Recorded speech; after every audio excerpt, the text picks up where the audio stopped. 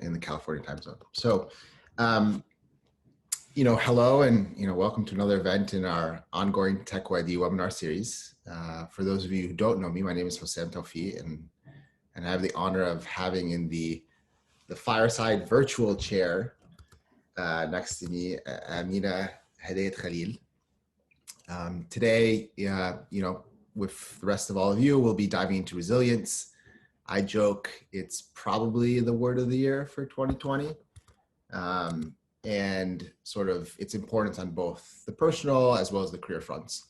We're going to chat for about 30 minutes together, and then we'll have several minutes at the end for any questions from the audience. So, as questions kind of pop up in your head, please take notes. We definitely encourage that, and we'll open up the floor to folks who want to ask Amina any questions on the topic or any things that have come up in the discussion. For those of you who don't know Amina, I know she has some friends in the audience. Amina is a professional certified coach, international keynote speaker, and author of many published articles, including The Change, Insights into Self-Empowerment. And she brings more than 30 years of experience working with women and men from different cultures to develop their intrapersonal as well as interpersonal intelligence. She holds degrees from MSU and the European Institute of Human Sciences, as well as multiple certifications in leadership coaching. As a reminder, this event is brought to you by Techwadi, the leading nonprofit organization building meaningful connections and partnerships for entrepreneurs and investors across Silicon Valley and the MENA region through access to networks, mentorship, talent, and capital. And you can learn more at techwadi.org. So let's kick it off. Amina, I just mentioned that you have some friends in the audience, and you were obviously doing some shout outs there at the beginning. But we also have people who may not know your story as well. So, to start, can you share a little bit about your journey and how you got to where you are today? Sure. So originally I was born in Egypt many years ago. So we're not going to count. I moved to the United States back in 1975 with my husband, who was doing his PhD back then. And of course, being out of high school and so on, I wanted to finish my university. So I went through adventures, of course, by having to work in certain situations where I haven't worked before. So I worked as a cook, as a waitress, as, like in the print shop and so on to get my tuition. So I'll be able to get into the university. So anyway, it was a wonderful time experience, but of course it built my resiliency. That's where my resiliency starts to come in. And it's been, I finished my degree at, when we moved to Michigan.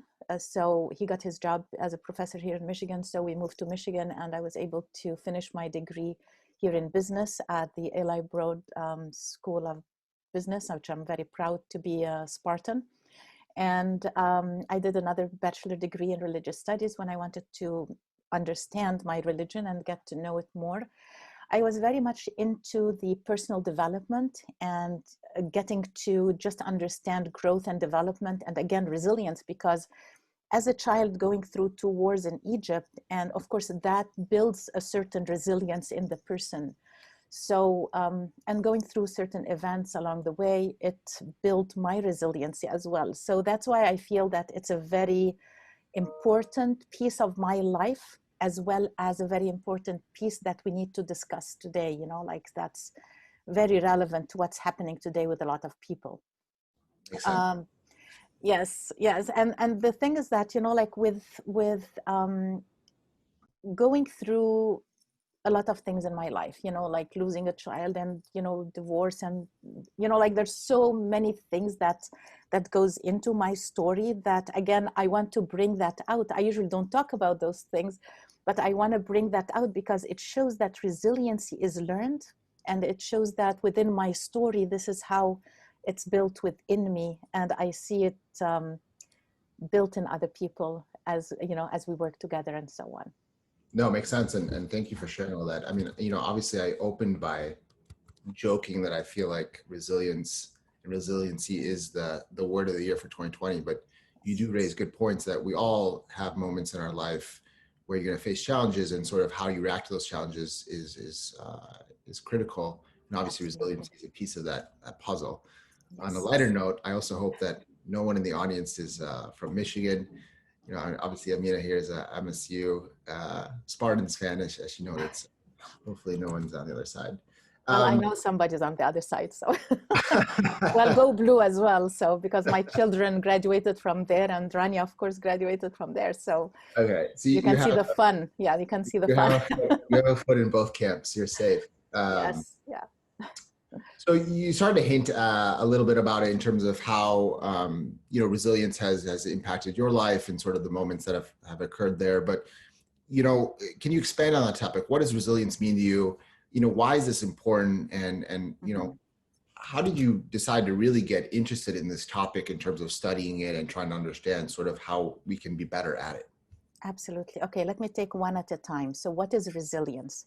So, resilience mainly is okay, when you say resilience, it is bouncing back from an event or an adversity that you're back into your same form or shape or state, Hmm. bouncing back this way. When I say to be resilient, so the person has a certain capacity, that capacity, you know, like how much they can tolerate of the adversity, how much they can adapt to the new change, how much they can even expand on that. And this is where I like to focus on, where that capacity is expandable. You don't have to go through a calamity or an adversity to build your resiliency. Hmm.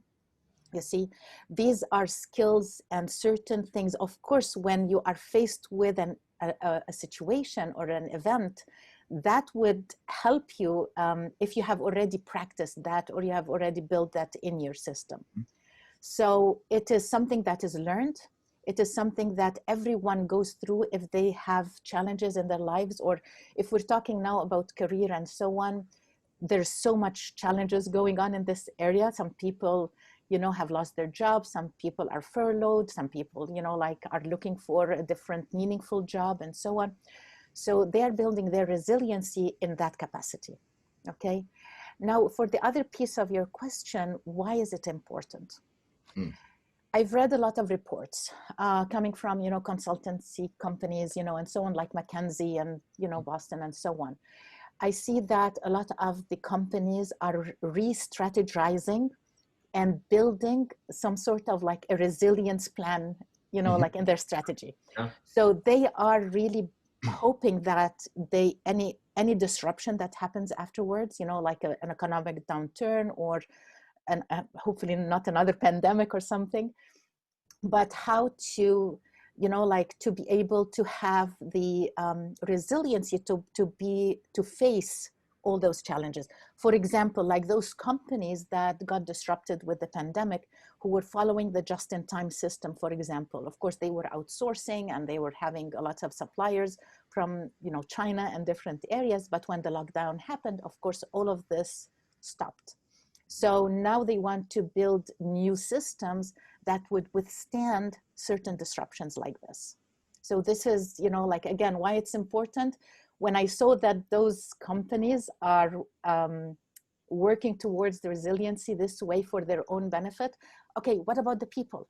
What about the people? Where are their employees? How are they going to build their resiliency with that disruption happening to their organization?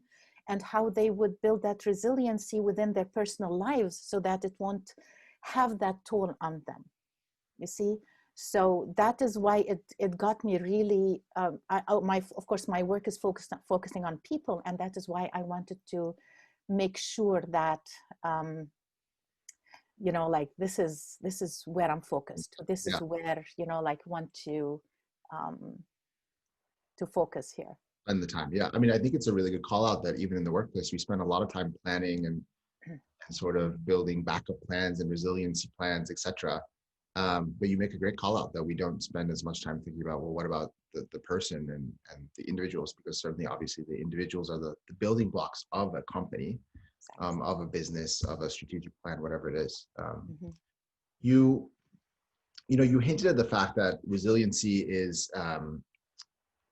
that we have the capacity to expand that it's almost, you Yes. know, the image or the analogy that came in my mind as you were talking is that it's almost like a muscle that you can practice or sort of train a little bit so that when you do reach those critical moments in your life when you need to call upon that, you have a reserve, you have something to back up or fall back onto. So it seems that what you're hinting at is that resilience is actually a combination of things. That word, you can break it down into many things. So, what are the components of resiliency or resilience for a person to have, and how should they be thinking through them?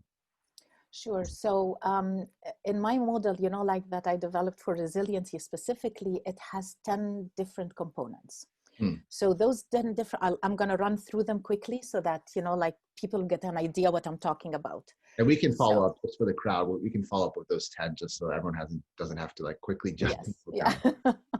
Yes, absolutely. So the first one, which is again the foundation for resiliency here, again, it's the awareness of the impact that happened on the individual financially, physically, mentally, spiritually, and so on. Determination is huge. This is the fuel, or that's the engine that keeps us going. Courage, courage. Do I have enough courage to step into a new zone or a new place, or take risks? Or do I have the confidence to step out of my comfort zone? You see? So courage comes in very, very nicely here. Purpose.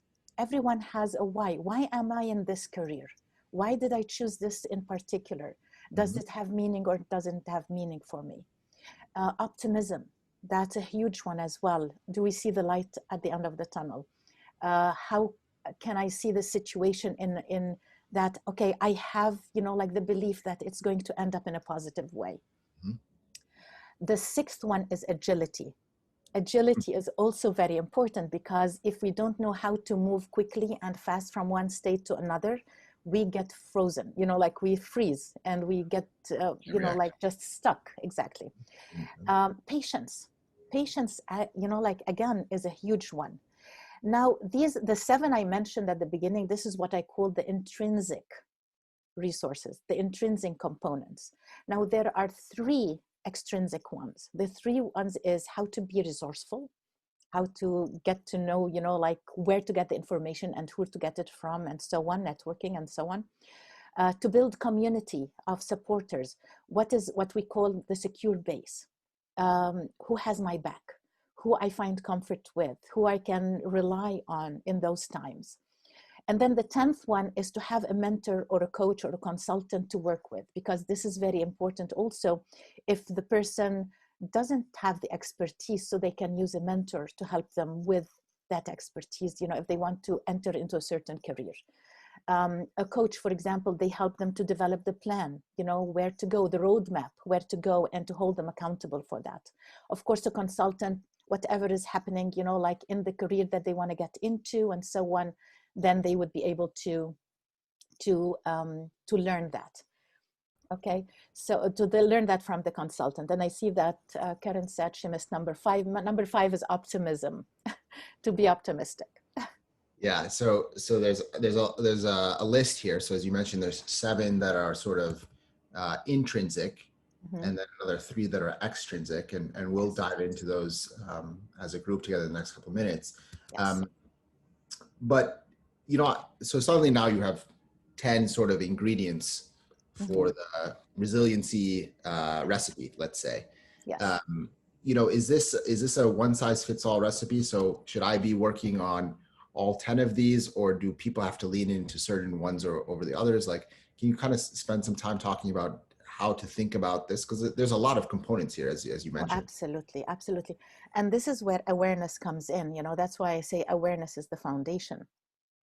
It could be a recipe, one size fits all, but at the same time, each one of us knows which one of those I need to work on more, which one I have strength in, and I know that it is there, then I want to focus on something else.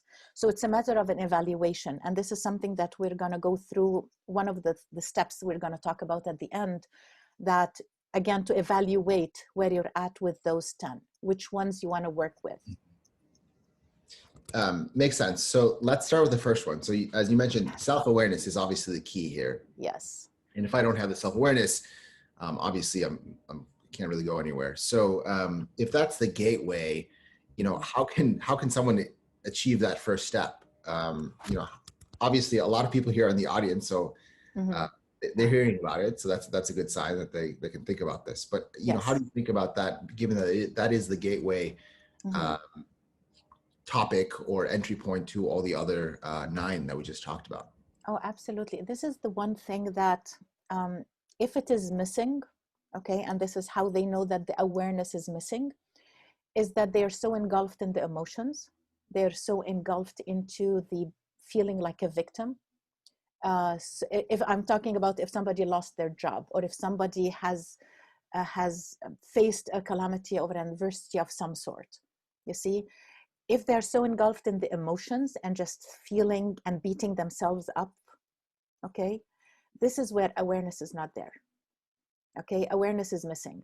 But if the person gets to a point where I don't want to be in that state, like I don't want to get depressed, I don't want to reach a point where I'm dysfunctional, for example. And this is actually part of resilience, because when we are resilient, we want to make sure that we are facing the situation and we're bouncing back without being dysfunctional or without acting in a harmful way.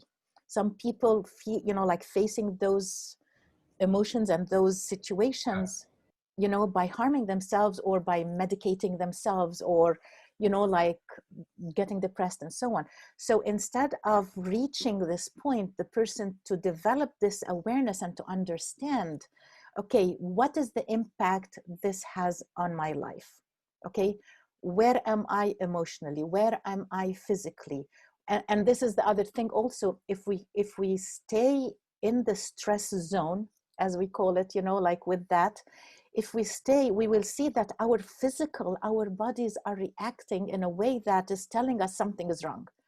So if, for example, the person becomes so susceptible for infections, the person has this migraine headache that doesn't want to go away, that pain in my lower back that doesn't want to end. You see, the body will tell you that something is wrong. This emotion that you are engulfed in is not healthy. It's not really serving you. So when we evaluate, where am I physically, mentally, emotionally, financially, because some, of course, if somebody lost their jobs, they have to figure out where are they financially. So that will bring them to the awareness, what I need to do. Okay. And Mhm. this is where, again, like the person would want to evaluate, like take, for example, those, of course, I mentioned here the 10 components, but everyone doesn't have this list in front of them, which I hope that a lot of people will have that, after this webinar. So if they have this list, they would have like a scaling question, scale determination. Where's my determination to bounce back? Where am I, like in my agility? Where am I in my resourcefulness? And they give themselves a score. And then they would say, okay, with that score, is that serving me or not serving me? Then in 3 months, where I want to see that score, and give themselves a higher score. And then what do I need to do to reach that score? You see, all Yeah. of this, it's sort of like one step to another. But again, it is the main, when the person find themselves in that rut, okay, and they see it's not serving them, that's when the awareness will kick in. That's really interesting. I think, there's 2 things that kind of popped in my head or resonated with what you were talking about. First is that Mm-hmm. um, I think a lot of us, as we approach that word resiliency, certainly for myself, I don't even think about the fact that it is connected to my physical health as well. Like, as you mentioned, sort of the stress zone is a natural thing that does happen to people, but you do need to exit that stress zone at some point. Otherwise, there are ramifications for the physical health of your body. And I think Yes. it's interesting that you bring this up, because I never actually made that connection that, um, if you're not going to have strong resiliency, you can actually cause physical harm Oh, to yes. yourself. Mm-hmm. And the second thing that I just liked is this tactic that you just mentioned of almost grading yourself. It's almost like giving yourself a report card, being honest. Maybe I'm a C minus today, and I'm trying to get to a B plus, A minus in 3 months. What are the steps Mm-hmm. to get there? I think that's a great tactic, and something Yes. I'm going to definitely incorporate into my life. So if we dive into some of these, of the 10, let's go deeper. I think let's start with the intrinsic. So those are the ones that are a little bit more personal, and then we'll talk about the extrinsic ones. Mm-hmm. Um, I want to focus on purpose. A lot of us talk about, you see this concept in many places in the workplace about purpose, and college graduations just happened a couple months ago, and many college speakers come up and say, go out into the world and have your purpose. So, um, why and how does this factor into everything? And kind of, can you give an example of how this has played out in the real world from what you've seen? Sure. One of the, first of all, like the purpose is, like, again, it's the end result. It is something that is giving you meaning to what you're doing. Okay. And it doesn't have to be just one whole big purpose at the end, like of life or something, but it is something that it even can change as we go along. So the purpose, for example, of somebody that is, works in a company that's focused on sustainability, for example, and on climate change and so on. Somebody would say, oh, I'd love to work in this company because it's meaningful. It's really, aligns with my values. Okay, and values are huge, by the way, when the purpose is set. So what aligns with our values and what not. So one of the real examples, for example, with the Navy SEALs. Okay, so let me talk about the Navy SEALs, because again, this is one thing that one part of how they build their resiliency, built on their purpose. Interesting. Okay, and their purpose here, let me read you something from their ethos, because they have an ethos, of course, that they work by, and they say, my nation expects me to be physically harder and mentally stronger than my enemies. Okay, so you see why they're training, they push them and push them and push them so that they would be stronger, they would be, like physically and mentally stronger than their enemy. And you can see that Navy SEALs are the top physical, like stamina. Yeah, they're the top of the bar for sure. Exactly. And another piece, so this is a purpose. You can see that this is a purpose. They are working because they want to save their citizens, or whatever mission they want to do behind enemy lines and so on. Now, another piece of their ethos is that I persevere and thrive on adversity. If I'm knocked down, I will get back up every time. I never run out of, I am never out of the fight. So you can see even in this part, it's their determination that whenever they fall, they get back up again, you see? And by getting back up again, they sort of like achieve their purpose, they achieve their purpose. It's again, like everyone has a purpose. Everyone has a purpose. The president have a purpose. The janitor have a purpose. That gives me also another story that, like I just want to share with this part in particular. There was a group of researchers who went to a hospital to do research and to talk about how, like people see their work, or what's the meaning behind their works and so on. And they were talking to doctors and nurses and so on, but they recognized that the janitor was so happy and so excited coming to work and always had a smile on his face. So they wanted to include him within the research. So they asked him, why are you so excited and happy like this? And he said, well, I am taking part and I'm helping people to recover from their illness. Okay. Interesting. So here he gave a meaning to that job. He gave a meaning to what he's doing. He gave a purpose to what he's doing. So this is what I'm talking about in purpose, finding the purpose and the meaning in what we're doing. And this also helps, of course, tremendously. This is our why, with the determination. And all of those 10 components, they are connected, Hosam. They are all connected because they all fit together. And they sort of like fuel each other in different ways. No, I like it. And I think, obviously the two examples that both, the Navy SEALs as well as the janitor, they've internalized that component of purpose. I know I saw a comment in the audience about it builds mental toughness, which I do agree with. Yes. And so like, stringing along and connecting on that point about the fact that all 10 of these are not individual pieces and that they all relate to each other. Let's talk about the power of optimism in all of this. Yes. How does that play out why is optimism important in resilience? Well, to have this hope and the belief that everything is going to turn out great, that things are going to work out, making sure that, it will end up in a positive way. The situation that we're in is temporary, is not going to be lifelong. The situation that happened is specific to that situation. It's not going to be, like a global for everything. I know we are going through a global situation here. Yeah. Yes. But again, like it's not going to be until the end of time, you see. So this is something, and we're finding solutions, trying to come up with solutions, how to manage it, how to work with it, how to end it, you see. So having this optimism, and it gives this hope.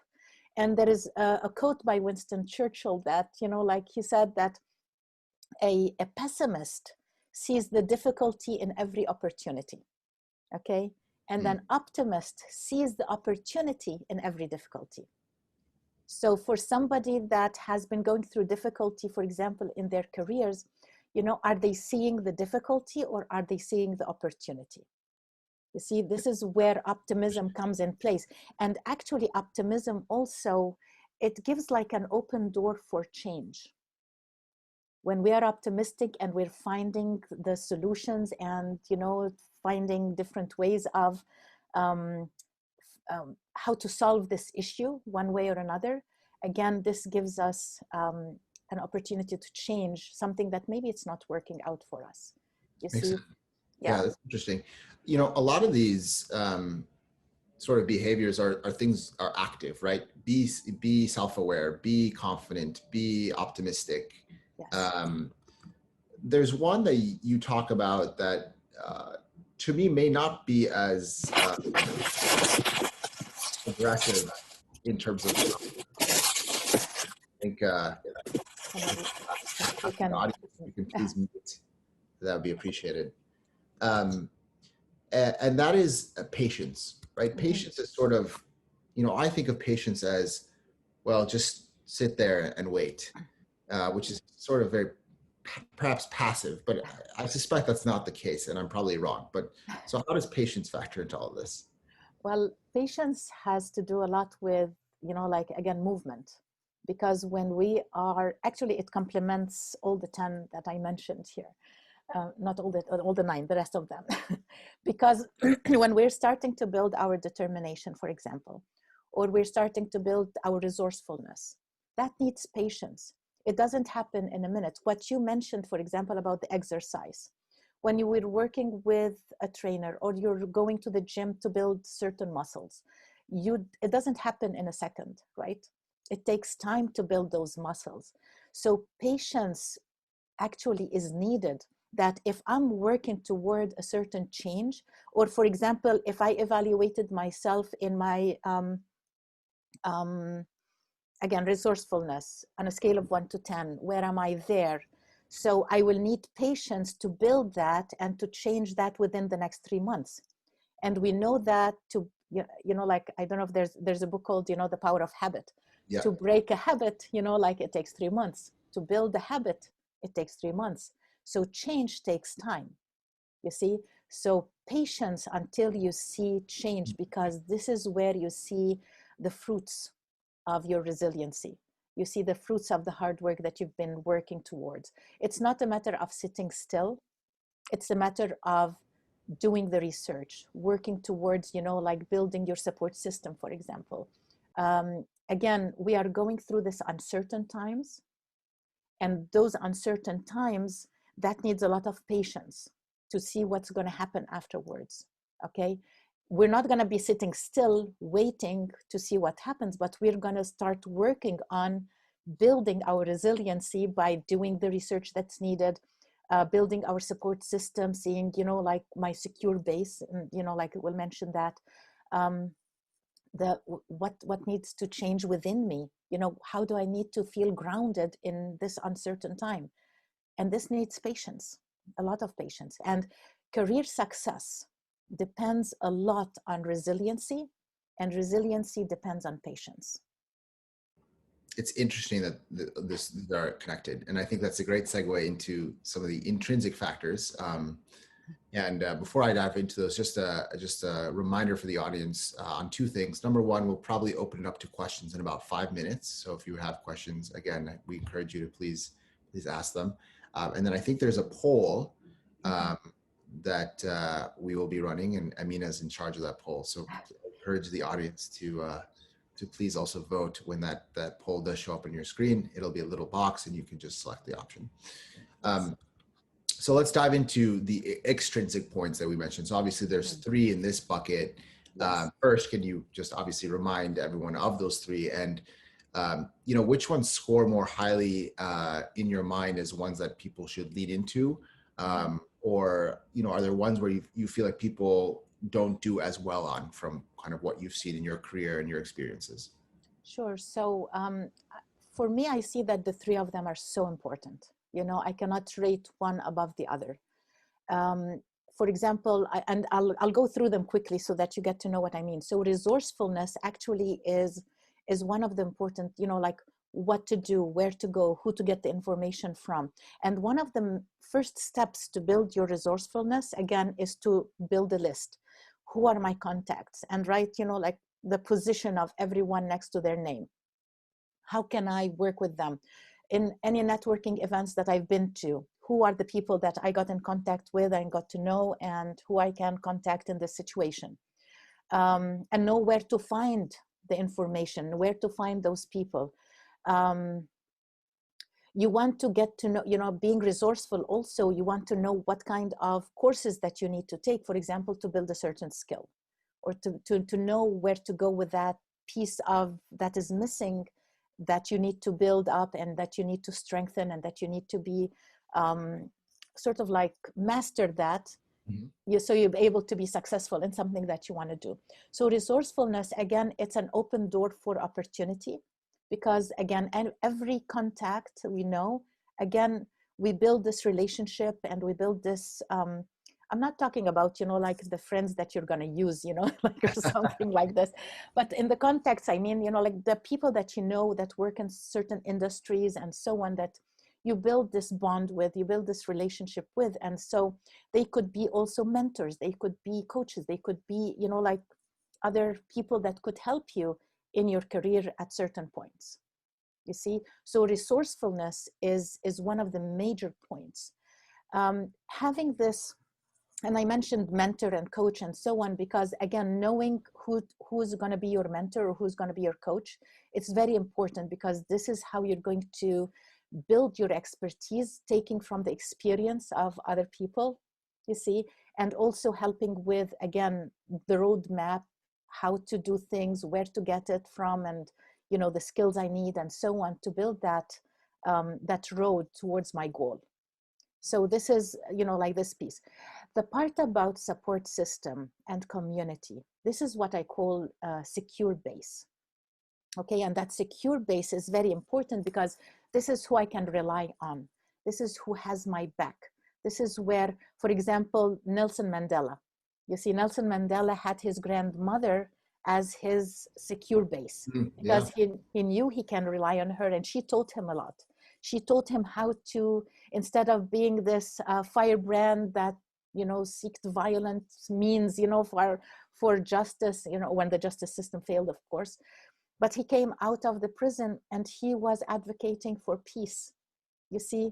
So, finding the support system that would give you this secure base is very important. And I loved there's a poem that he was always inspired by, and it resonates so much with me, because it focuses on how we are resilient within our own selves, but we don't know it except that when we are faced with something. So the poem, written by William Ernest Henley, he says at the very end, "I am the master of my fate. I am the captain of my soul." A famous poem. Yeah. Yes, very much. So here, like Mandela knew that no hardship, no harm, nothing would match an unconquerable soul.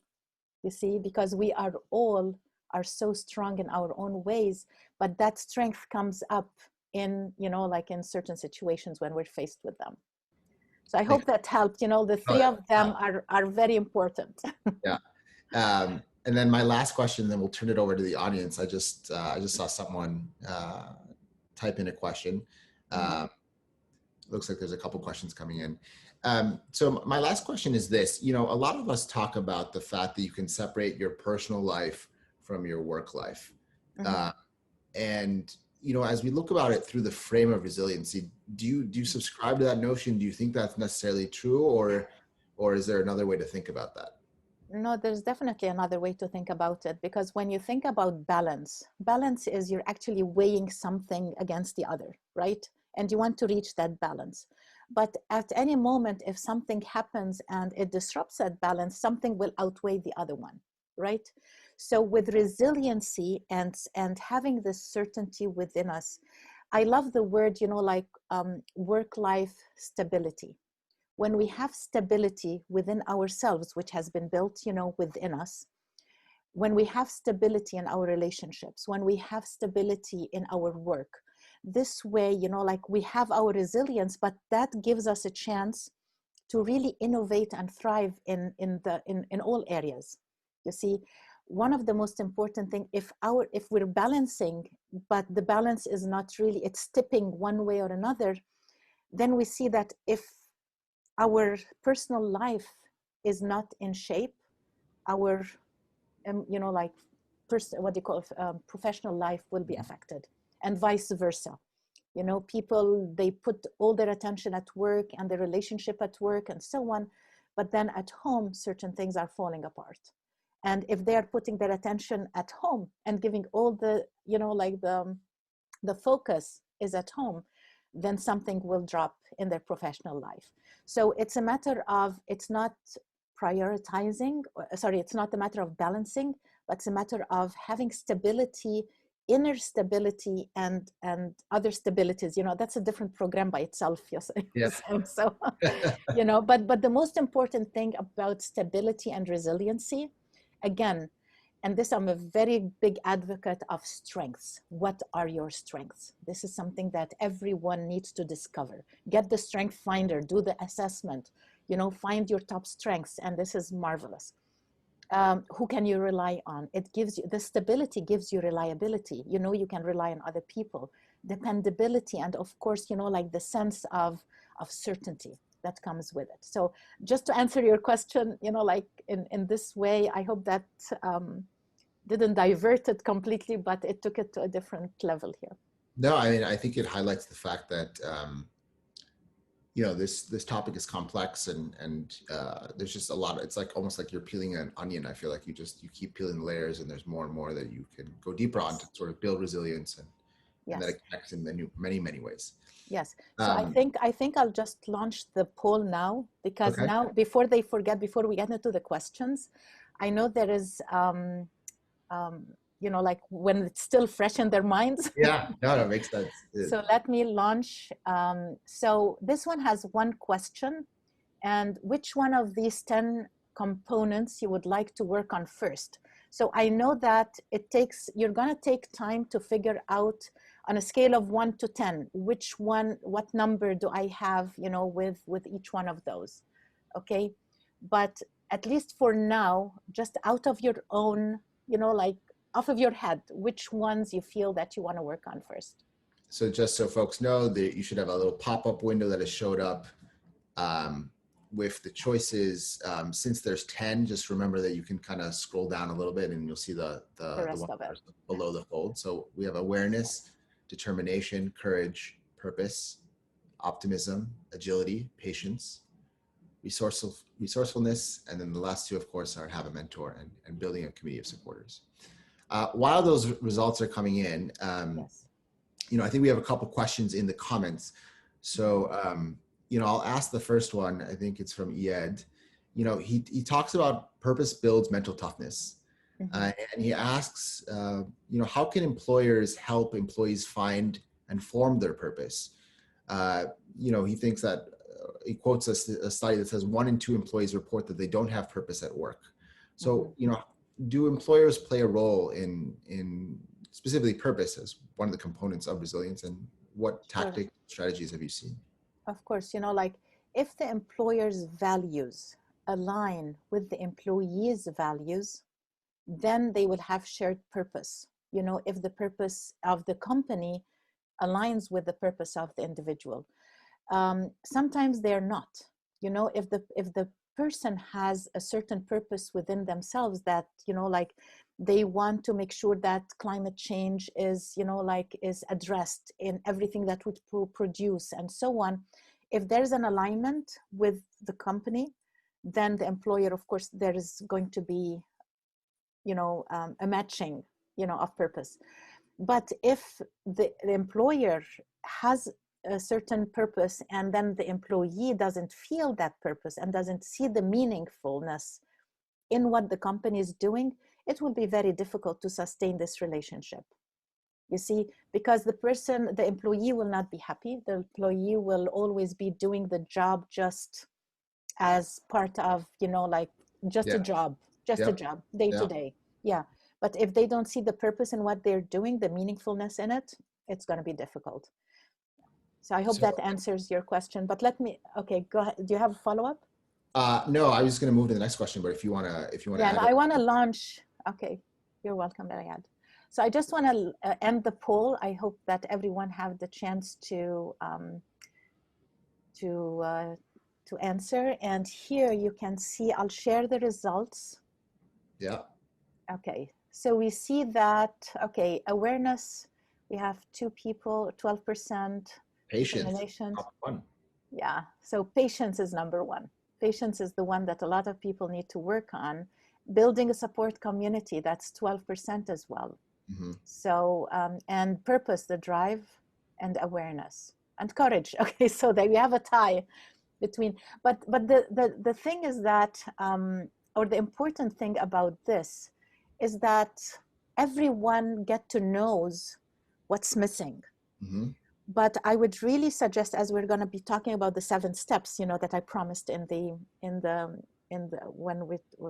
ad, because one of them is to have the scaling question. Scale yourself from 1 to 10 in every single point. You see, in every single component. Scale yourself where you're at. You know that this is missing and you need to work on it. But then you want to see where you're at with the rest of them as well. Makes sense. Okay. So I'll ask, there's one more question, and then I think we can share the 7 steps and kind of head to the closing. Haya asks, when we talk about mentorship, mm-hmm. Building a community consultant, what advice do you have in terms of how to seek and work with a person from the network that can help me, especially if they don't know how to help me, but they have the skill I need? How should we approach mentors, coaches, consultants? How can we build that base? Sure. Again, if it is somebody that you already know, reach out and contact them and be candid, and talk with them. Build that trust, this trust is so important to build in those relationships, you see, and it's very important to come from a place of, to partner with them, not a matter of, I just want the information from you, I'm taking it from you, and that's it. As a mentor or as a, consultant or something, it's a win-win as well. What can I contribute to you as you can contribute to me? You see? So, approaching, maybe research what they're missing, research what they're missing, and maybe something that you can help them with, but then you can ask them for what you would like to have. So I see she's following. Yeah. How do you build a process? I think that's the follow-up question. How do you, so, I agree with you 100% in terms of the mentorships I have given, as well as my mentors. Mm-hmm. The fact that you're saying about be proactive, reach out to them, I think a lot of people appreciate, they want to give back, they want to help, yes. They want to be mentors, mm-hmm. But maybe I don't know how to do it. So I guess that's what Haya is asking is, sure. How do you build that process or framework with them, that structure? So it's reaching out, Haya, reach out to the person. When you research who the person that you want to work with or you want to get their expertise, reach out to them. And as Hossam said, a lot of people would love to be mentors. They would love to help other people. They have it in their hearts. And remember, good leaders, excellent leaders are the one who build other leaders, who wants to help other leaders grow. So this is a very important piece. You know, if you reached out to somebody and they shut you down, you know, like then they're, Well, that's awkward. Yeah, yeah, definitely. that's awkward, absolutely. But you will find that a lot of people will be willing to come from a place of, um, okay, can I share the screen for 1 minute here? Just, I want to show you something, because can you see my screen?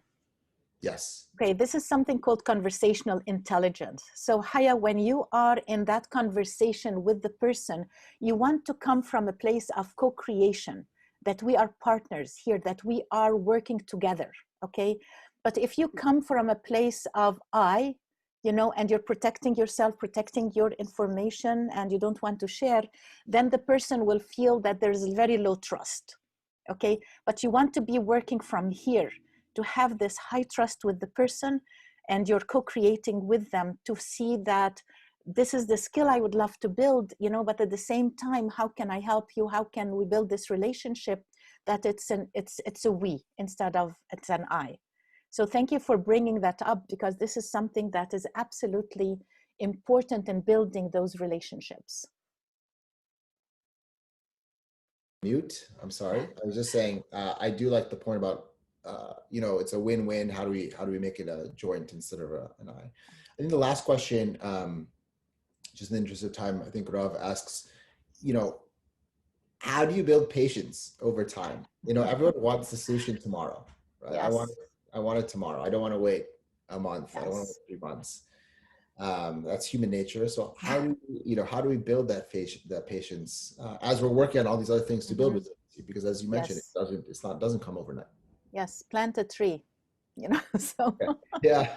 that's what, you know, like plant a seed and be patient. You're going to, again, give it water, put it in the sun, be patient with it, see how long it will take to sprout. You know, go to the gym and tell your trainer, I want to work on building those, you know, I don't know what you call them, the 6 packs or whatever, you know, Yeah, like six-pack. Yeah, the abs. Yeah. so you're not going to build those 6 packs in one day. Right. No, you build patience by keep on at it over and over and over and over again. You see? So this is the way that you are able to build the patience in you know, like 1 step at a time. But again, you're moving. You're not just sitting there waiting, you know, for things to happen. Yeah. There's No, you're, milestone almost. yes, you're taking steps. And that's why I say, okay, build a roadmap, see the steps that you need to take. What are the steps I need to take? And know that there is patience involved in reaching the final step. Makes sense. Makes sense. Okay. So in closing, you know, I always ask this question to everyone, and you know, Amina and I did some pre-work for this conversation, but you know, if you could go back in time to an earlier self, Yes. you know, what advice would you give yourself on this topic, given what you know today on resiliency? Okay, that's a good question. And I stumbled on it when you asked me that as well. It's true. Yeah. I would love to, you know, like I've learned so much in this field, you know, the personal growth and again, working with a lot of people and so on. If I'm much younger self, you know, I would stress the fact on becoming aware of what's happening within the person. Okay.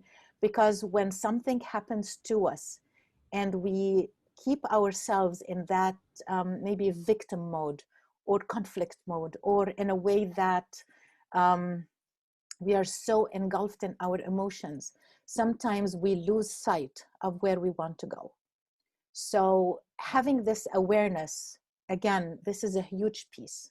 And I would love to see everyone build it within themselves and, you know, recognize that this is a huge piece in growth and development and for a successful career as well. And let me, I hope that answers the question. No, it does. Yeah, Quickly. of course. Yeah.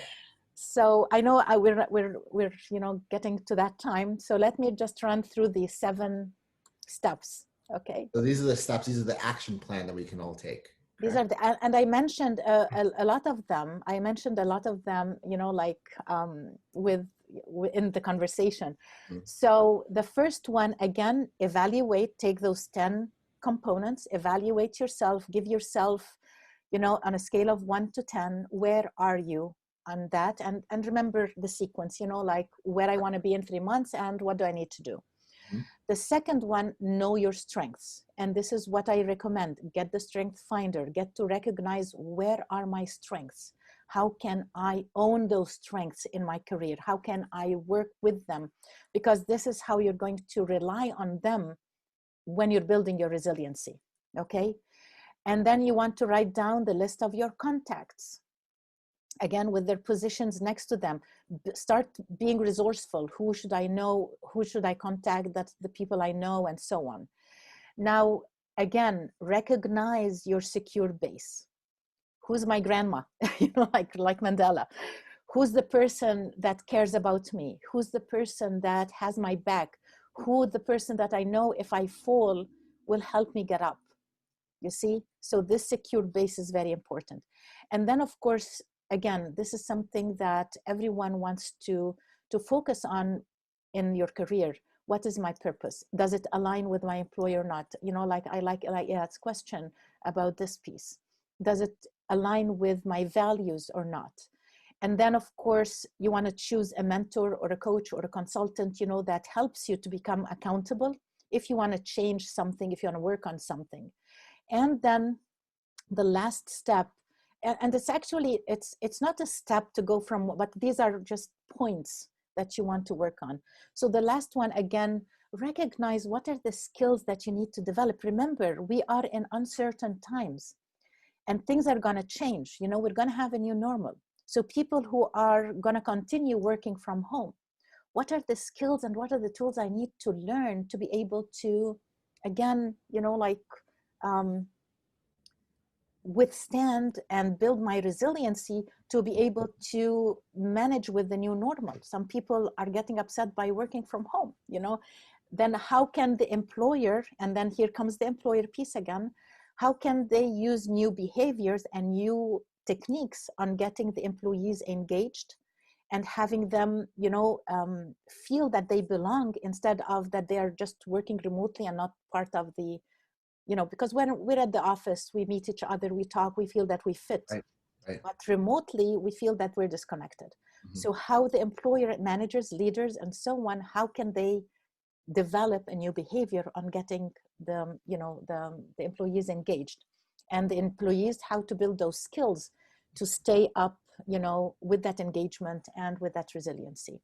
So, and of course, you know, like the last piece of, you know, like, so these are the steps, these are the points, but then the last piece is practice, implementing, embodying.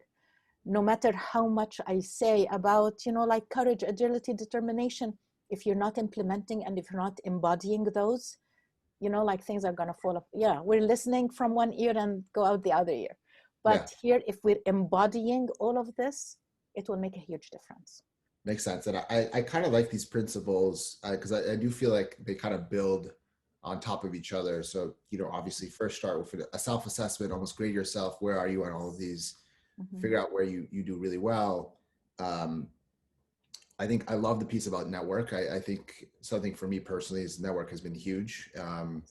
And, you know, people are very generous. Typically, if you ask them for help, they will give help. So I love that point. And you also make a good point there that, you know, Mandela, network isn't just the people you know far away. It's also the people that are close. Your family should be considered part of your network. Absolutely. Purpose, mentorship, recognizing the skills to develop, and patience, of course, are all critical. In closing, I think last question, obviously, you know, we've only spent a couple of minutes just touching just the surface here, but, you know, if people want to follow up and learn more about you, learn more about your work, learn more about this topic, you know, where can people find you on the internet if they want to follow up with you? Oh, sure. There's my website, aminahidayat.com. Okay. And of course on LinkedIn, and of course my email, you know, like amina@aminahidayat.com. So, you know, like there's different ways to reach. Awesome. To find me. Yeah. And finally, my website is up. My website had crashed sometime, but now it's up and running again. That's yes, fantastic. Yes. Yes. Well, on that note, thank you so much, Amina. You're welcome. You know, I always try to learn at least one thing a day, and I think I've learned at least 10 things a day. in this topic, in this discussion with you. So thank you so much for spending some time with us in the Techwadi community, and thank you to the audience for your participation in both the polls, as well as sort of the comments and chats. And with that, I hope everyone has a great day, and hopefully everyone stays safe, stays healthy, and enjoy the rest of the week. Thank you. Thank you, Hussam, so much. Thank you for everyone being here. I really appreciate it.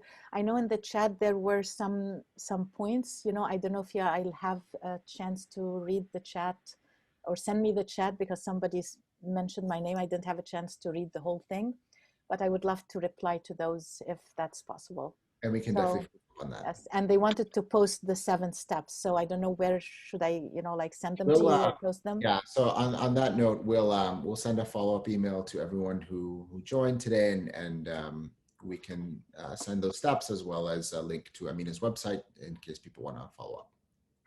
Thank you so much. Appreciate everyone. Thank you, Hussam. Thank you.